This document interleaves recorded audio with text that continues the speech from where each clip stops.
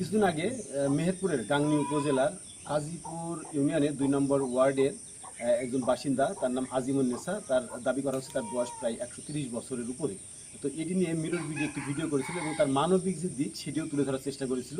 তো এই ভিডিওটি দেখে একজন প্রবাসী, নাম প্রকাশে অনিচ্ছুক, সে এই আজিমুন্নেছার চিকিৎসা বলেন বা ওষুধ বলেন বা অর্থনৈতিক সহায়তা সেটি করার জন্য 5,000 টাকা পাঠিয়েছে, যেটি গতকালকে রাতে আমাদের কাছে প্রেরণ করেছে এবং সেটি আজকে বৃহস্পতিবার তার বাসায় পৌঁছে দেওয়ার জন্য আমরা এখানে এসেছি। এবং এই যে 5,000 টাকা সে পাঠিয়েছে, সে 5,000 টাকা যে রত্না নামে যে আজিমুন্নেছার নাতি আছে তার কাছে আমরা আসলে টাকাটা তুলে দেবো। প্রবাসী শুধু এই একজন প্রবাসী না, যদি আপনারা অনেকেই যদি সহযোগিতা করতে চান তাহলে যদি সহযোগিতা করতে পারেন সেক্ষেত্রে অবশ্যই ভিডিওটি শেয়ার করুন।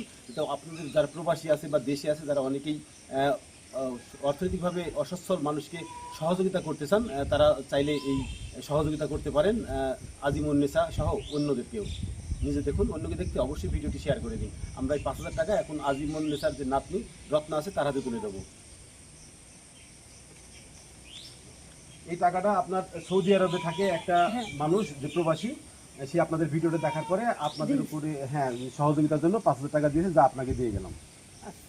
ঠিক আছে, আমার জন্য প্রবাসী যে দিয়েছে তাকে তার জন্য বলি। আপনারাও দিন হাতে ধরো দোয়া দিছি, যা দিছে তাকেও দোয়া দিছি বাবা।